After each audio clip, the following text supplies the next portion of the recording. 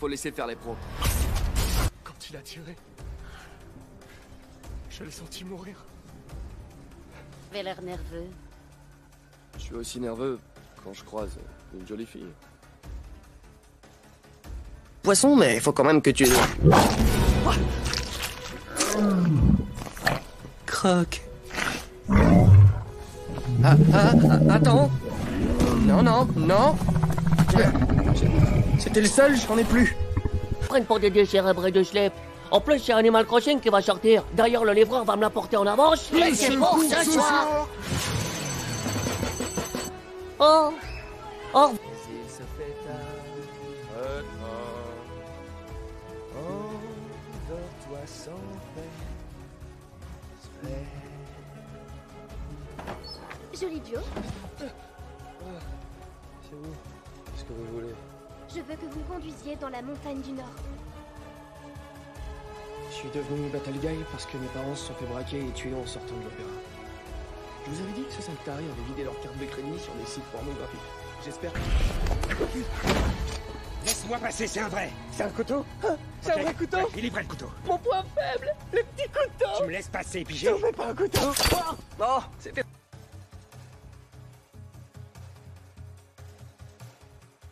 C'est parti. Bonjour à tous, bienvenue les amis sur la chaîne TUFLO. On se retrouve aujourd'hui pour une interview exclusive de Donald Renew. Vous connaissez peut-être sous les traits de Titeuf, en tout cas sa voix en français.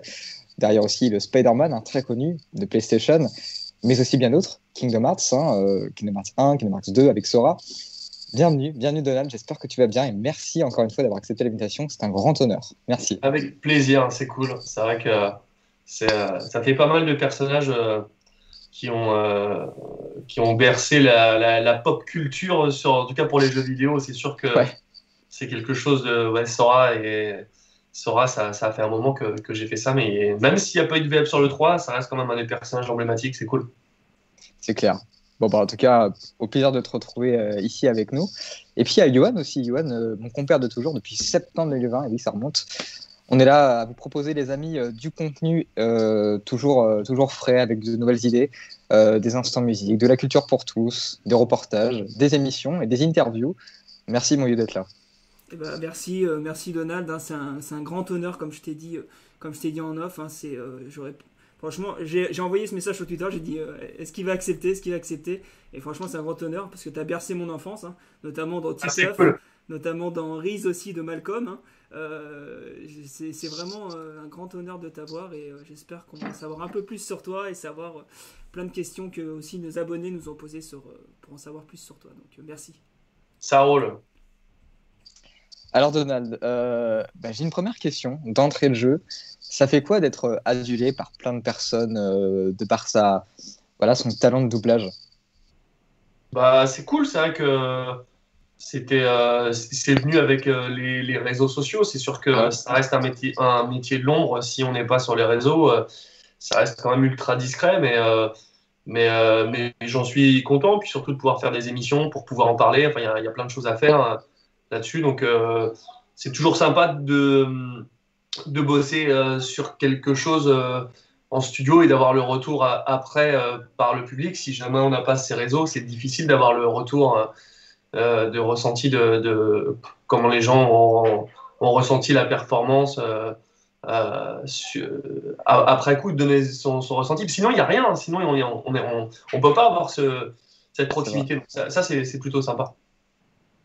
Alors justement, ce qui t'a fait un petit peu décoller, c'est Titeuf. En tout cas, pour ma part, c'est vrai que là, c'était vraiment le moment charnière, j'imagine, de ta carrière, parce que c'est un peu c'est la voix emblématique du dessin animé, quoi. Et c'était quoi l'effet que t'as produit la série quand on t'a appelé, j'imagine, un jour pour te dire que t'allais faire Titeuf? J'étais content. C'est vrai que quand j'ai passé le casting, je reconnaissais la licence, donc tout de suite, ça m'a motivé à essayer de sortir un beau casting et ça a été fait, ça a été validé et j'en étais très content. Mais je savais que c'était quelque chose de lourd et qu'il fallait pas se rater. Mais j'aurais jamais pensé que cette année, ça fait déjà 20 ans, que 20 ans après, on se rend dessus, quoi. C'est fou. Et puis ça marche toujours aussi bien. Je veux dire, on en parle toujours. Il y a les bandes dessinées, il y a plein de goodies, il y a plein de choses. Donc, moi, je pense que tu peux être fier de ton travail et puis Et puis voilà, enfin, je veux dire, t'as pas terminé. J'imagine qu'on te propose plein de rôles aujourd'hui en cinéma, dans l'animé.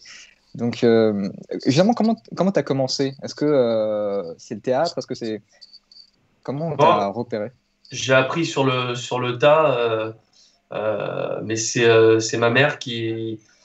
On va la faire courte, mais du coup, c'est ma mère qui connaissait une directrice artistique de chant qui m'a fait démarrer comme ça. Ouais. Et que c'était Claude Lombard. Et du coup, j'ai fait pas mal de génériques de dessins animés. Et puis après, elle cherchait, via un de ses amis, des enfants pour faire du doublage traditionnel. Et c'est comme ça que mon nom a circulé pour la première fois. D'accord. Bah, c'est très intéressant. Ça, c'est un peu hors du commun. C'est un beau parcours. Je pense que... Ouais. Franchement, c'est juste incroyable. Ouais. Petit coup de pouce du destin au début, il faut le reconnaître. C'est clair. Je me suis fait tout seul, mais oui, petit coup de pouce du destin. Mais après, il y a la chance aussi. Ouais, voilà, la chance, il faut qu'elle soit là en permanence. Et même aujourd'hui, il faut avoir la chance qu'on pense à toi, la chance d'être pris sur un essai. Il n'y a pas que le facteur performant et bon comédien, du coup, qui est dans la balance. Il y a aussi il y a plein d'inconnus. C'est assez complexe ce métier pour ces raisons. Yoann, est-ce que tu as une question pour compléter? Moi, je voulais savoir, du coup, en fait, tu as fait beaucoup de doublage de voix en fait, dans les films et dans les jeux vidéo. Et je voulais savoir, qu'est-ce qui te plaît le plus? Est-ce que tu préfères le jeu vidéo ou est-ce que tu préfères en film? Non, je mentirais si je disais que je préfère le jeu vidéo. Le jeu vidéo, on bosse sur un fichier Excel, on voit pas l'image. C'est clairement pas le truc le plus facile du monde. Donc, c'est difficile de se projeter, de garder l'imagination en permanence pour pouvoir être bon du début à la fin et surtout d'être bien dans le ton de ce qu'il y a alors qu'on n'a pas d'image. Donc maintenant, on a des cinématiques, mais ce n'était pas le cas encore il y a quelques années, avant la PS4. Donc non, je peux pas dire que le jeu vidéo, je préfère ça. C'est ce que je préfère au ressenti après du retour de la communauté. Mais sur le moment, à l'enregistrement, clairement, non. Après, je préfère largement faire de l'animation en doublage traditionnel ou un film. Mais le doublage est difficile de jeux vidéo, très difficile. Ouais. Et pareil au cinéma, c'est quoi un peu le jeu qu'on doit tous savoir, les qualités? Il y a une certaine intonation, j'imagine, une certaine prestance? Non, je l'ai vu dans un truc de France Inter l'autre jour qui parlait du doublage, et c'était Vincent Violette qui a beaucoup œuvré aussi en doublage, qui fait surtout l'homme mystère dans Batman, dans les jeux vidéo. D'accord. Et il disait, le doublage, c'est l'art de se faire oublier. Et donc, du coup, il faut coller au mieux à ce que la VO fait pour qu'on oublie le doublage. Et plus on l'oublie, plus c'est réussi. Donc, il faut pas avoir il faut avoir suffisamment de bagages avec soi pour pouvoir coller à ce que fait l'acteur en VO. Donc, c'est quand même plus simple de faire de la VF et de coller à ce qu'a fait la VO, parce qu'entre guillemets, il n'y a qu'à recopier, même si c'est difficile. Ouais. Mais c'est ça, en fait. Il faut arriver à se fondre dans le jeu de l'acteur pour que ça se voit le moins possible. Et justement, parce que quand on est doubleur, effectivement, c'est un peu le métier de l'homme, comme tu l'as dit en entrée. Est-ce que ça te gêne vraiment qu'on reconnaisse plus ta voix que ton personnage, finalement? Non, c'est mon métier. Je peux pas. C'est mon métier qui est comme ça, donc c'est pas logique qu'on reconnaisse ma voix et pas mon visage. Bon, là, avec des émissions, tout ça, ça donne un petit peu plus de visibilité, mais je le fais pas pour ça. Mais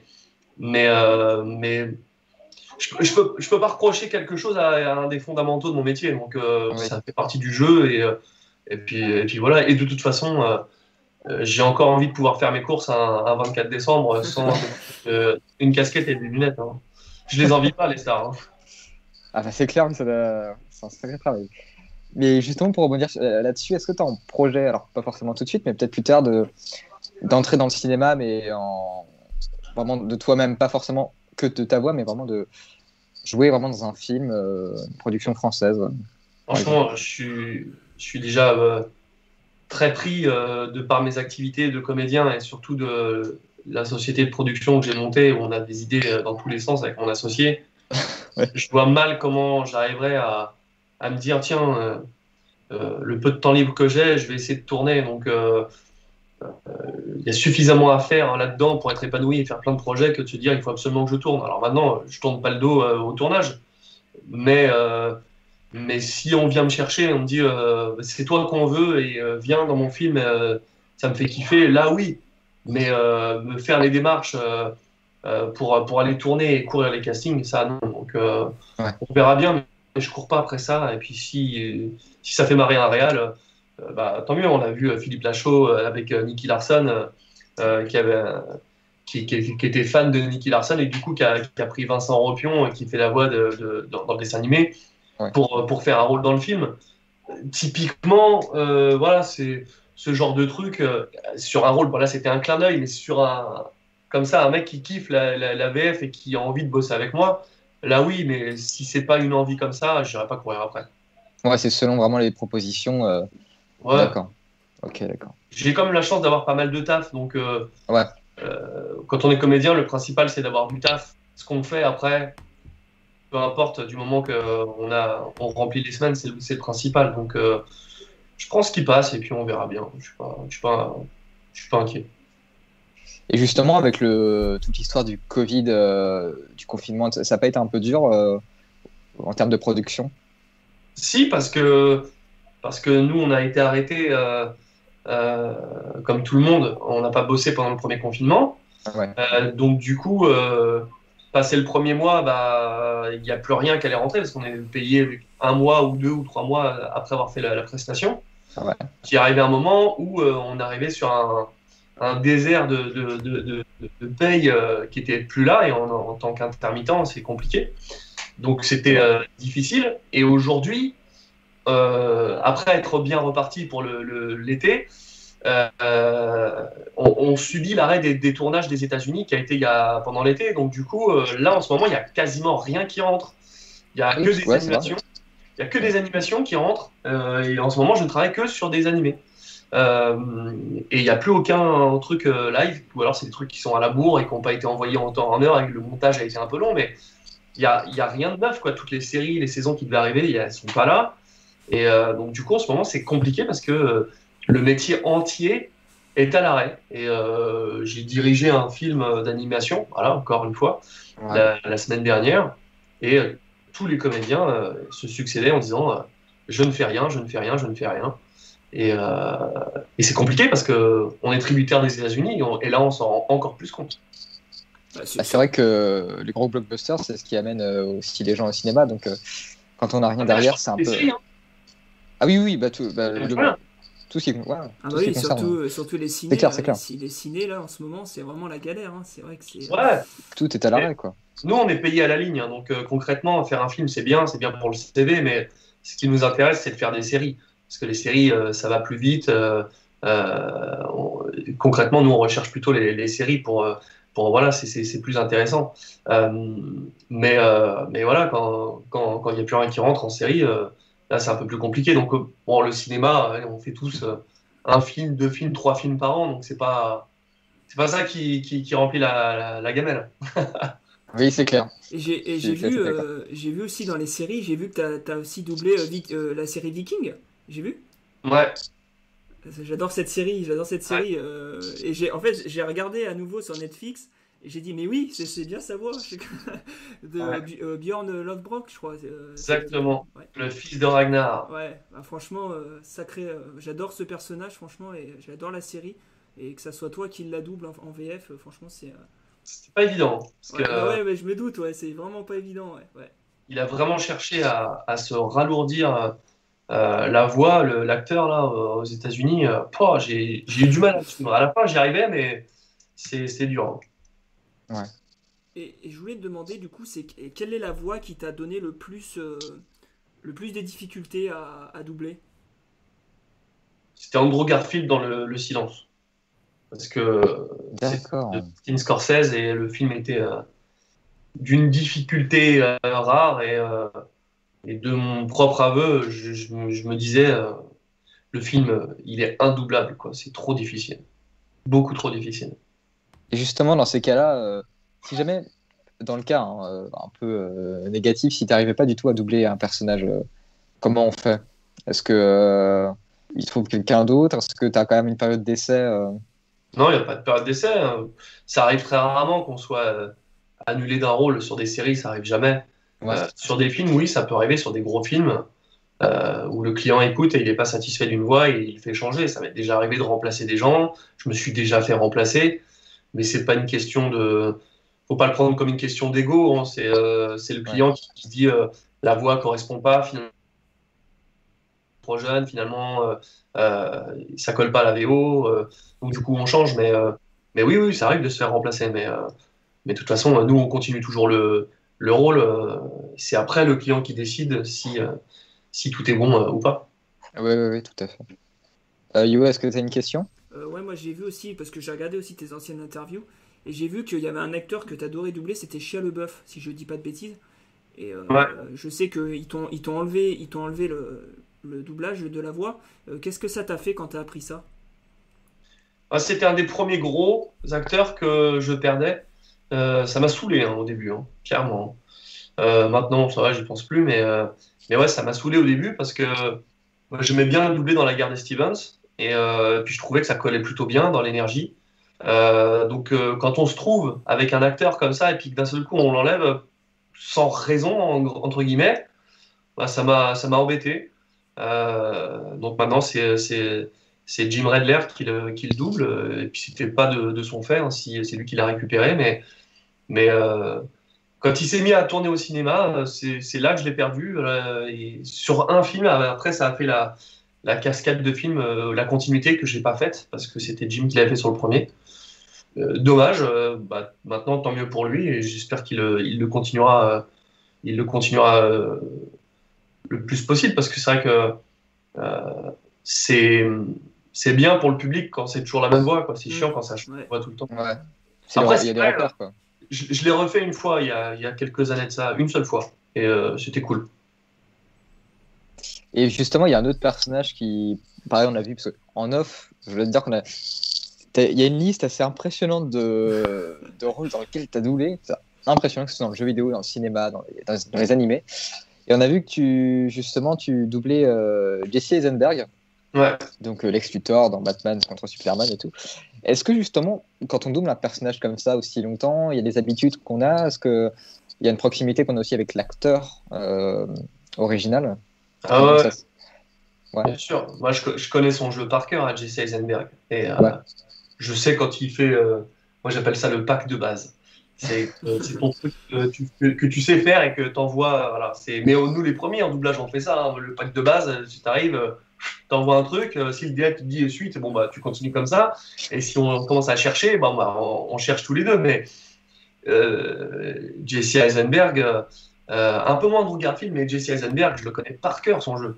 Je sais, je connais son registre, je connais ces petits trucs qui reviennent tout le temps, ces petites mimiques qui reviennent, comment il crie, comment il respire, tous ces petits détails qui fait qu'on a une proximité avec l'acteur. Donc c'est vrai que je l'ai redoublé dans un film qui s'appelait Résistance, qui est passé sur Canal+ il y a deux mois, pour cette fin 2020, et je suis arrivé, ça a tracé parce que je le connais par cœur et que du coup, quand lui est dans des chaussons, moi je suis aussi dans des chaussons. Et ce qui n'a pas été le cas sur Lex Luthor dans Batman vs Superman, parce que je sens qu'on est allé le chercher sur des trucs qu'il n'avait pas l'habitude de faire et que du coup, lui a galéré. Donc du coup, j'ai galéré pareil parce qu'il faisait des trucs que je ne connaissais pas, je n'étais pas habitué à voir. Donc c'était très étrange. C'est le seul film où j'ai galéré à le faire, c'était Batman vs Superman. Tout le reste, je le connaissais bien. Mais là, celui-là, wow, compliqué. Le film est. Pourtant, le film est plutôt bien. En termes de VF et tout, même en termes d'action, réalisation, c'est un bon Batman. Donc, voilà. Je dis pas que c'est pas bien, je dis juste que il fait pas un truc dans lequel on est habitué. Et donc, du coup, j'ai dû aller chercher des trucs où j'étais pas habitué, donc j'ai regaléré. Ah oui. C'est moins facile. Oui, quand on n'a pas cette habitude, c'est sûr que maintenant, pour aller rechercher autre chose, c'est vrai que c'est pas évident. C'est sûr. On est tous flemmards, hein, peu importe. S'il y a un truc qu'on est habitué à faire, c'est tant mieux. Si ça change de fait, oula, tiens, c'est compliqué. Et on retrousse les manches et puis gaz, quoi. Non, puis après, on change, on apprend, on se renouvelle. Et puis, c'est aussi ça un peu le métier de comédien, d'artiste. Quelque part, c'est ça aussi qui est assez enrichissant. You, est-ce que tu as une question? Et ben, du coup, Encore parce une que pareil, on a demandé à nos abonnés de te poser des questions, hein, s'ils avaient envie, et du coup, Ouais. je vais t'en poser quelques-unes. Du coup, on a une question de Sonic System, donc salut, bah non, ça c'était chez moi. Il fait quel a été, selon vous, le meilleur et mauvais souvenir en tant que doubleur? Un mauvais souvenir, c'est compliqué de répondre à cette question sans créer du drama derrière, mais non, une série qui a été compliquée à assumer quand je le faisais, c'était Queer as Folk, qui était une série qui passait sur Canal Jimmy à l'époque et qui était une série sur la communauté gay de Pittsburgh, je crois, mais genre gay, ils étaient hardcore, quoi. C'était hyper trash dans les dialogues. Il y avait des moments, c'était à la limite de la pornographie. J'ai eu du mal. J'avais 18 ans quand j'ai doublé ça. Ah oui. Ça a été compliqué à assumer sur le plateau, à faire des trucs. Ouf. Mais voilà, c'était pas un mauvais souvenir, mais c'était compliqué à assumer. D'accord. Et un bon souvenir, si tu dois garder un seul souvenir pour l'instant de toute la carrière, est-ce que c'est, je sais pas, est-ce que c'est par rapport au cinéma, par rapport aux jeux vidéo, est-ce qu'il y a... Il y en a plusieurs, mais c'est vrai que la première fois que j'ai fait le Spider-Man, c'était un grand moment, quoi, c'est clair. Ouais. Et justement, quand on t'a rappelé pour faire Miles Morales, donc pas le DLC, mais le jeu moins petit, Ouais, le standalone, ça fait quoi, justement, d'être à côté, justement, d'un autre acteur qui lui, Miles Morales, qui commence petit à petit à rentrer dans l'esprit des gens, dans la tête des gens, parce que au départ, c'est un personnage qu'on connaissait pas trop, qui est apparu dans les comics il y a pas si longtemps que ça, finalement. Comment ça fait? C'est quoi un petit peu l'effet que ça fait? Wow. C'est pas grave, et puis on fera l'histoire qu'on doit faire avec Spider-Man, mais ouais. Même si à un moment donné il prend le dessus, Peter Parker restera toujours dit. Donc moi j'étais content déjà qu'ils le mettent à minima dans ce jeu-là, et c'était le cas. Donc partant de là, finalement c'était cool. Donc on verra jusqu'où ils vont. C'est sûr que s'ils font un 2 et qu'il n'y a pas Peter Parker aussi présente sur le premier, ça m'embêtera, mais en même temps, j'aurais juste à accepter, hein, oui. Pour demander mon avis. Donc ouais, non. En tout cas, j'étais très content de pouvoir mettre ma pierre à l'édifice sur ce personnage-là, c'est clair. Surtout que maintenant, c'est quand même un phénomène de la pop culture. On entend partout. On fait, que ça soit dans les livres, dans les films, dans les jeux aussi. Ça fait quoi de... Là, il n'y a pas longtemps, on entendait Insomniac Games qui avait changé donc du coup le faciès du personnage. Ouais. Il paraît plus réaliste. Ça fait moins... Ce que j'ai dit avec Johan, justement, quand on faisait souvent des émissions l'année dernière, il fait moins cartoon. Ça fait quoi, justement, de doubler un personnage qui évolue en quelque sorte avec la technologie? Parce que c'est vrai que là, c'est les nouvelles consoles, il y a la PS5, la Xbox Series X. Ça fait quoi d'évoluer avec le temps aussi? Parce que la voix évolue forcément avec la vidéo, donc ça fait quoi on essaie de s'adapter. C'est sûr que quand j'ai vu qu'il y avait un changement de visage, j'ai essayé que sur les cinématiques, du moins, parce que sur le reste du jeu, j'ai pas changé un millimètre, ouais. Et que ça colle un peu plus avec ce qu'on voit. Maintenant, ouais, moi, ça m'a étonné quand j'ai vu ça.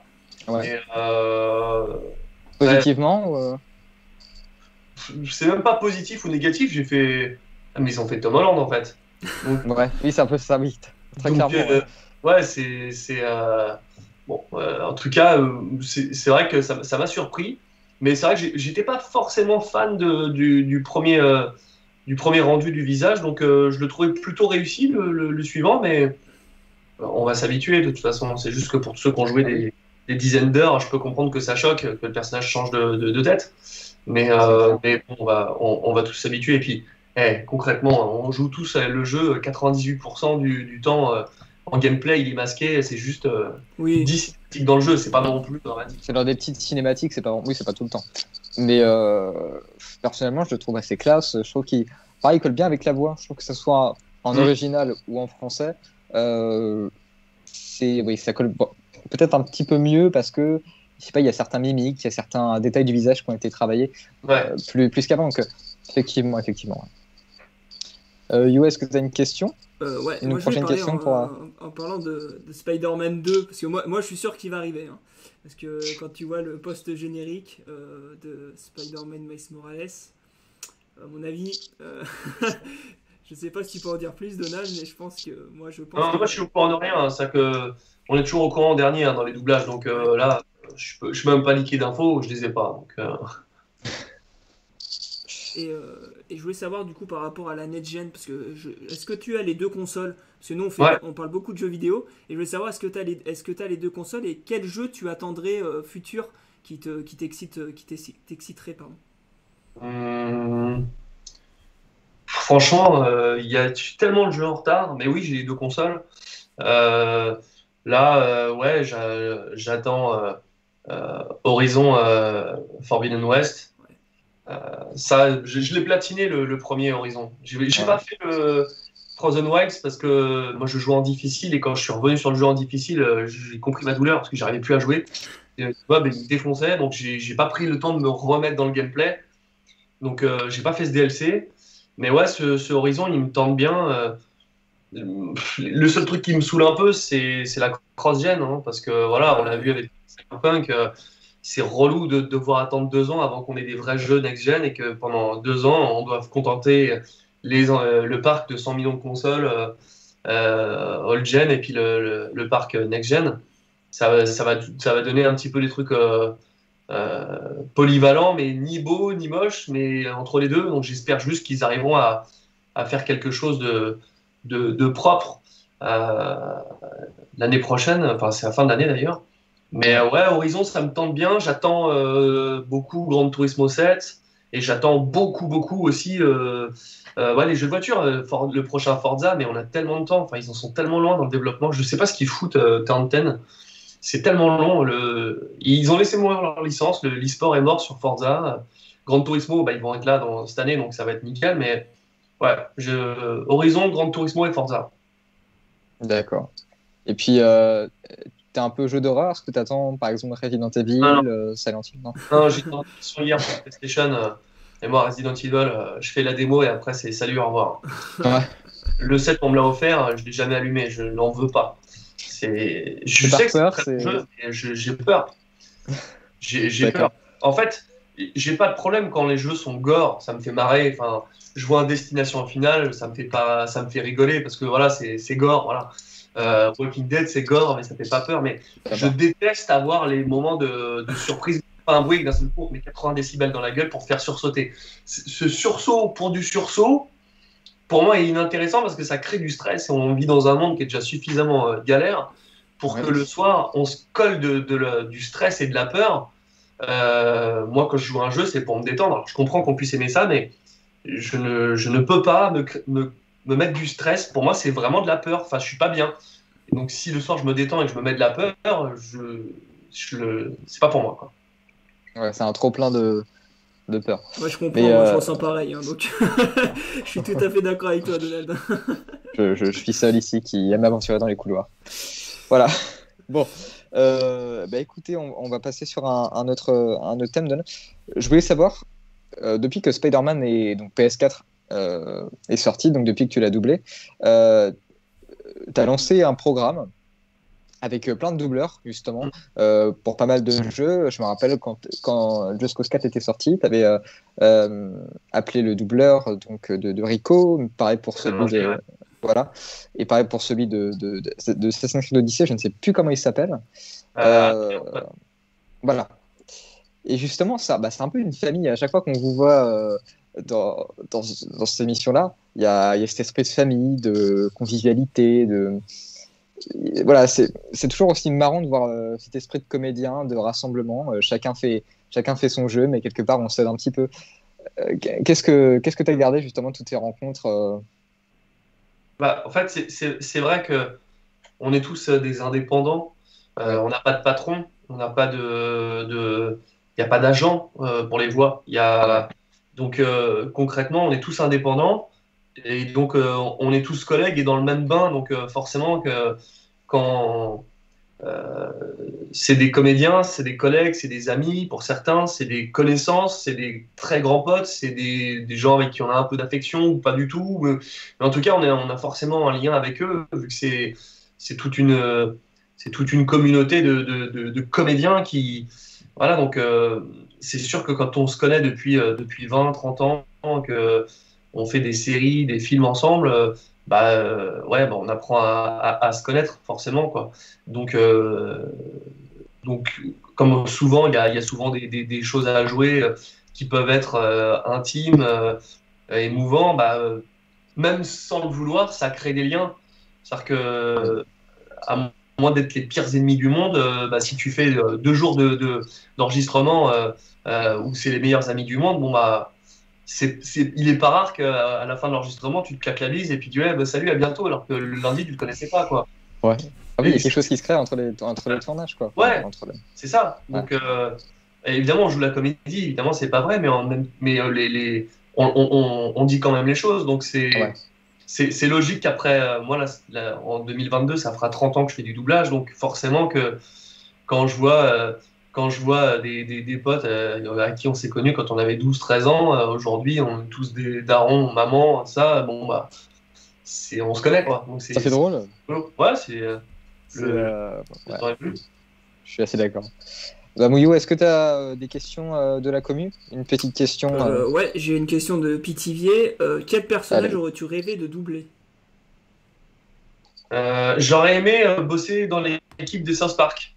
Parce que c'est des grands déconneurs et que vraiment, ça m'aurait fait kiffer de faire partie de la bande. Mais à cette époque-là, quand ils ont commencé ça, j'étais vraiment pas au point et je pouvais pas déconner comme je peux déconner maintenant. Donc je comprends que j'ai même pas été sur les rangs parce que j'aurais été hors sujet au début, quoi, c'est clair.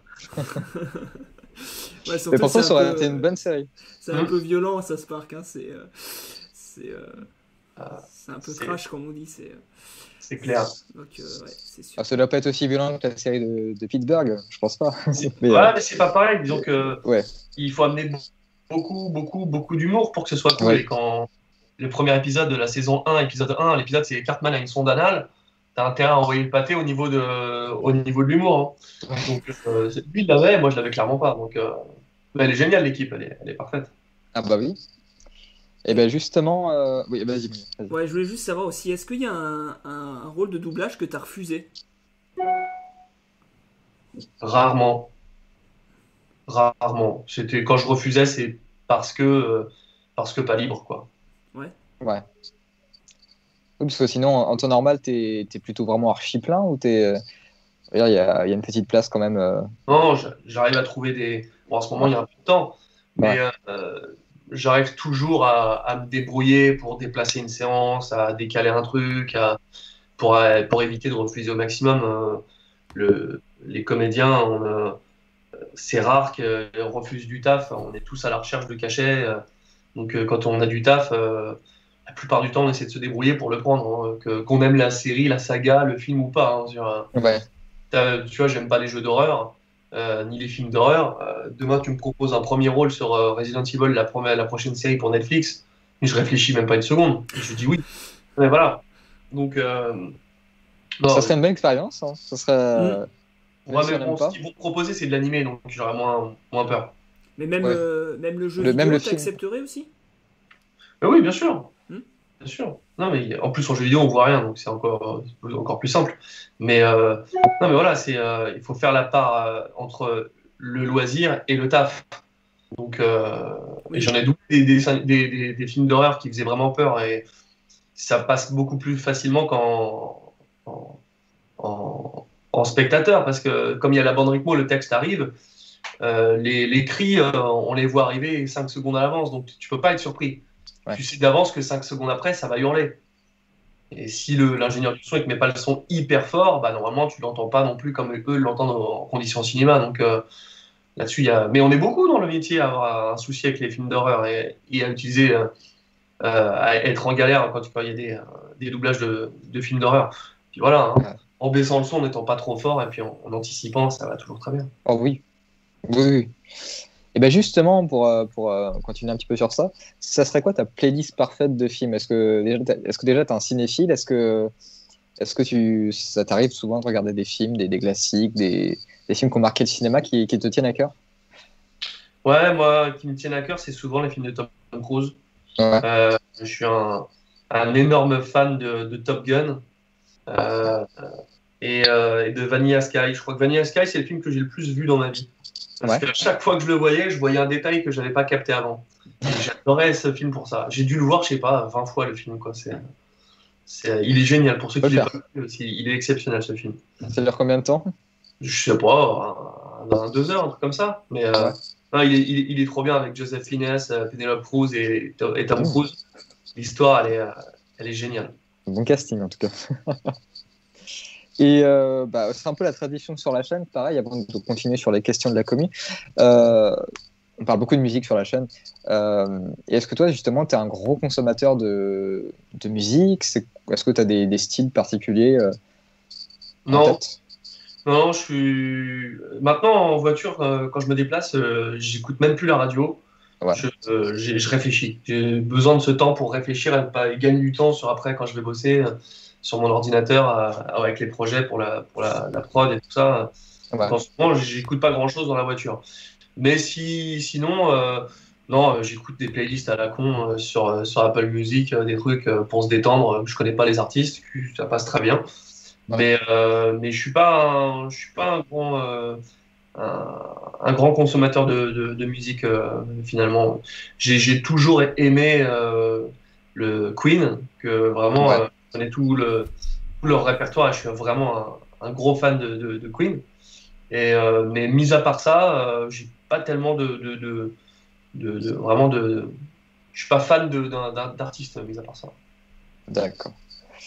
Et ben Mouyo, c'est l'heure des questions. Je crois qu'on va continuer encore. Ouais, j'ai une question de Kyo Gamer. Question pour Donald. Oui. Qu'aimerais-tu avoir comme nouveauté dans GT7? C'est une bonne question. Je dirais comme ça le retour des permis et de vraiment pouvoir faire du tuning de voiture comme on pouvait le faire, changer les pneus, les échappements, tout ça. Et retrouver l'esprit des Gran Turismo de l'époque. Mais finalement, si on met la recette de Gran Turismo de l'époque et l'e-sport de Gran Turismo Sport actuel, ça ira très bien à tout le monde. Oui.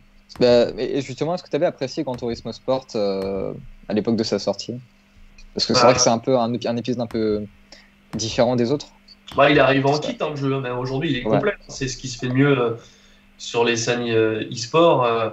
On aura beau dire, c'est sur GT que les décors sont les plus beaux en retransmission télé, je parle.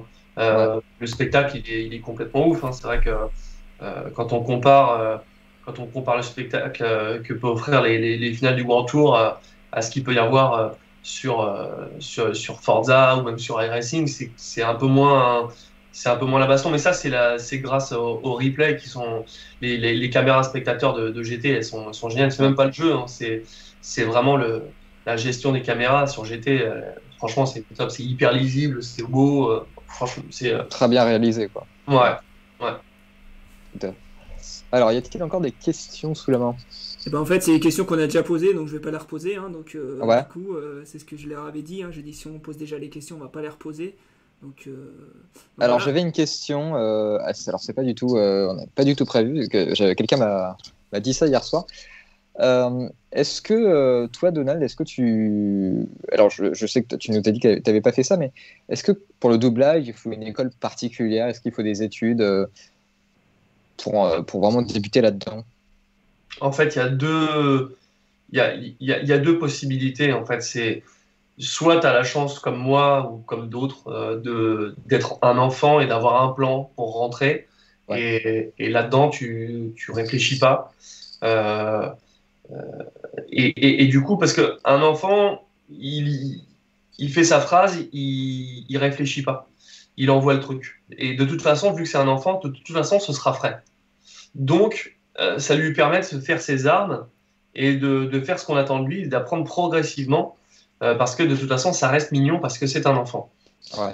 Donc, il peut apprendre sur le tas, comme j'ai fait moi, et j'ai jamais pris de cours avant 2006, donc avant 14 ans d'expérience, j'avais jamais pris de cours de théâtre, et j'ai arrêté très rapidement parce que je perdais du taf en doublage parce que j'étais en cours de théâtre et que je devais refuser des rôles. Donc, à un moment, ça m'a saoulé, j'ai arrêté. Mais voilà, soit on est enfant et on peut apprendre sur le tas, soit aujourd'hui, et quand on est adulte, c'est obligatoire parce que comme on est adulte, c'est parfaitement humain, on réfléchit, on a peur de se foirer, on se dit qu'on n'a qu'une seule chance, qu'il ne faut pas se foirer parce que c'est le directeur artistique de tel truc, qu'après il va te juger, qu'il ne va pas te rappeler. Donc on pense à tout ça. Un enfant, il arrive, il réfléchit pas, il passe son truc, c'était bien, ouais, il sait pas bien, il s'en fout. Alors que l'adulte, il réfléchit. Donc du coup, s'il réfléchit, il va se dire est-ce que je suis bien juste ou est-ce que je suis pas juste. Et pour ça, il ne peut pas inventer son jeu d'acteur comme le fait un enfant. Et il est obligé de prendre des cours de théâtre. Donc si on est à Paris, les cours de théâtre privés, il y en a dans tous les sens. À Paris, région parisienne, hein. Il y en a dans tous les sens. Et quand on est en province, il y a des conservatoires dans toutes les villes qui permettent de faire ses armes et d'apprendre. Et c'est gratuit, hein, quasiment. Ou pas loin. Et ça, c'est obligatoire parce qu'il faut apprendre son métier de comédien. On ne peut pas arriver à faire du doublage sans être comédien. Tous ceux qui se disent je vais faire du doublage, mais je ne prends pas de cours de théâtre parce que c'est que du doublage. Et c'est les mêmes à gueuler quand tu as un star talent parce que le mec est youtubeur et que je dis youtubeur, ça peut être n'importe quoi, ça peut être dessinateur ou sportif, comme on l'a déjà vu, et que d'un seul coup on entend que par rapport aux autres, ça joue pas très très bien, bah, c'est juste parce qu'il n'est pas comédien. Donc si on n'a pas ce bagage de comédien, on peut pas s'inventer un passif de comédien quand on enregistre. Parce que du coup, on entend qu'on ne pense pas son texte, que c'est pas nourri, comme on dit, et c'est difficile. Donc, obligatoirement, il faut être comédien. C'est un métier c'est une spécificité de comédien, le doublage. C'est pas un métier à part entière. Il faut quand même des bagages derrière, quoi, de théâtre. Ouais, tout à fait. Ça paraît logique. D'accord. Et bien justement, Johan, est-ce que tu as... Ouais, moi j'avais une question. C'est pas une question, vraiment, c'était mon meilleur ami parce qu'il est fan de Donald. Et il m'a dit, je peux pas poser la question sur Twitter parce que j'ai pas Twitter. Je fais, c'est dommage. Il m'a demandé, est-ce que tu pouvais faire une petite imitation de Titeuf? Là, c'est pas possible, Titeuf, il est au chômage aujourd'hui.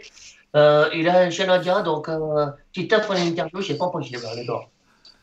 Excellent, merci. Impressionnant. Merci, Donald. Alors, mais c'est impressionnant, quoi. Mais tu dois forcer sur la boîte. Enfin, ça paraît compliqué, quoi. Non, c'est comme si c'est comme si tu demandais à quelqu'un, qui sait faire un U avec sa langue, d'expliquer comment il le fait. Il peut pas te dire. Ouais, c'est clair. Voilà, tu changes ta voix. Bon, c'est comme ça. Non, elle force pas. Disons que je me fais beaucoup plus mal à la voix quand je fais Hugo parce qu'il y a beaucoup d'air qui passe. Ouais. Alors que Titeuf, finalement, c'est les cordes vocales qui se mettent dans un certain sens et ça, finalement, je peux passer 8 heures à enregistrer Titeuf, il n'y a pas de souci. Je fais 4 heures avec Hugo, je suis quasiment sûr d'être à faune le soir même, quoi. Donc ouais, non, là-dessus, c'est pas un problème, quoi. D'accord. Et justement, donc on va pas prendre trop de ton temps, mais c'est quoi les projets pour 2021, 2022, s'il y en a 2022 projets. 2022, c'est trop loin, j'en ai pas. Mais pour 2021, ouais, j'ai pas mal de projets avec Titeuf, en partenariat avec Glénat et Zep, le créateur. Avec qui on va pouvoir faire des trucs cool. Donc il y aura des choses sur le digital avec Titeuf qui doit arriver, pas dans les semaines à venir, mais dans les mois à venir. On va essayer d'avancer au plus vite là-dessus. Et puis sinon, il y a beaucoup de choses que je développe pour l'e-sport. On en parlait de Gran Turismo, mais tout ce qui est compétition de voitures. On organise pas mal de choses avec Webedia qui nous font confiance pour créer ce genre d'événement. Donc c'est cool. Il y a pas mal de choses là-dessus. Et puis beaucoup de choses aussi sur le doublage, des nouveaux concepts. Et puis voilà, on va essayer de continuer aussi StreamVF qu'on fait. Oui, ça marche bien. Ouais. Puis là, on est avec un sponsor, Western Digital, qui nous fait confiance. Donc c'est cool, ça nous permet de faire la saison. Donc tout ça avance, dans beaucoup de temps, mais c'est bien. Ça marche. Bon, écoute, au plaisir de te retrouver en tout cas avec Titeuf pour une autre fois. C'est un personnage que j'aime beaucoup. L'inspecteur Spider, pareil, il va pas venir aujourd'hui. Excellent. Ouais, mais moi, à chaque fois, j'adore. Franchement, je me rappelle quand j'étais dans le jeu. Je crois qu'à un moment, en fait, on est en train de se balancer et il y a la policière en fait qui nous appelle sur le portable et en se balançant, tu imites l'inspecteur Spider et même que l'autre elle dit mais qu'est-ce que tu fais? Non, franchement, c'est excellent. Et moi, j'avais juste une dernière question pour toi, Donald. Après, on te laisse. Au niveau du jeu vidéo, parce que moi, je t'avoue, je te verrais bien dans un Uncharted, dans un The Last of Us, en vrai. Et je voulais savoir quel jeu tu rêverais de doubler? Quel personnage tu rêverais de doubler dans un jeu vidéo? Ah ouais, bah tu l'as dit, hein, j'allais dire Uncharted, c'était une bonne idée, mais moi je suis un fan inconditionnel d'Assassin's Creed. Là, on la voit peut-être pas, mais allez, je vais bouger l'écran, mais voilà, c'est le Bayek qui était au fond là-bas, c'était le Bayek de Ubi qui valait un bras et qui fait 1 mètre de haut. Et j'ai réussi à l'avoir par un pote qui s'en servait pas d'occasion. Mais du coup, je suis un énorme fan d'Assassin's Creed, donc ouais, doubler un assassin un jour, ce serait bien cool. On a vu sur Wiki que tu avais doublé, je crois que c'était un gardien ou dans Assassin's Creed 2. Ouais. Ouais. C'était une des targets à assassiner, donc bon, c'était. Ouais. J'ai dû enregistrer ça un matin pendant 1 heure, donc ça a été très très bref. Hein, quand on voit les semaines qu'on passe quand on enregistre un doublage de jeu vidéo en rôle principal. Oui, c'est clair. C'est pas comparable. Ça n'a rien à voir. Et dans The Last of Us Part 2, tu fais une apparition, je crois. À un moment, non? Un clin d'œil qu'avait fait Yuri Lowenthal, qui est donc la voix de Spidey en VO, et qui faisait ce rôle-là dans Last of Us. Donc du coup, c'était rigolo de continuer le clin d'œil jusqu'en France, parce que c'est évident que sinon, il ne m'aurait pas appelé pour faire ce rôle-là qui était totalement tout petit. Enfin, c'est pas que je fais mon rôle, c'est pas ce que je veux dire, mais qu'il n'y avait pas de raison que je le fasse lui, en l'occurrence. Ouais. Donc voilà. Et bah, pas de souci. Bah, en tout cas, merci Donald d'avoir accepté cette interview. C'est vraiment incroyable, vraiment un honneur. Donc merci à toi vraiment d'avoir répondu à nos questions, d'avoir répondu aux questions de la communauté. Voilà. Est-ce que tu as un message pour terminer? Je sais pas, un message sur l'actualité, la culture. Continuez à jouer aux jeux vidéo en attendant que les théâtres rouvrent, parce que faudra faire bouffer les copains qui ont un peu de mal en ce moment. Donc, jouez au jeu, mais sortez quand on pourra ressortir. C'est important. Ça, on prie tous pour ça. C'est ça. Merci à tous les amis d'avoir regardé cette interview. On vous fait de gros bisous. Merci à tous. N'hésitez pas à lâcher un pouce bleu. Abonnez-vous. Donald en mettra tous les liens aussi pour te contacter dans la description de la vidéo. Voilà. Et puis encore, merci à toi, Yoann. Est-ce que tu as un petit mot de fin? Eh ben, merci Donald, c'est un grand honneur. Franchement, j'adore tout ce que tu fais. Et j'ai hâte de te voir dans les futurs projets qui vont arriver, notamment, comme tu dis, dans Titeuf et pourquoi pas dans d'autres jeux vidéo. Même dans The Last of Us, moi j'aimerais que tu sois là-dedans. Même Uncharted, ça serait vraiment classe. Et voilà, bonne continuation à toi. Je sais qu'en ce moment, c'est pas facile avec cette crise malheureusement. Mais voilà, une très bonne continuation à toi. Et puis, vraiment un grand plaisir de t'avoir eu sur la chaîne TWFlow. Merci beaucoup en tout cas. Merci de m'avoir accueilli et à bientôt. Merci. Allez, salut tout le monde. Salut. Salut à tous.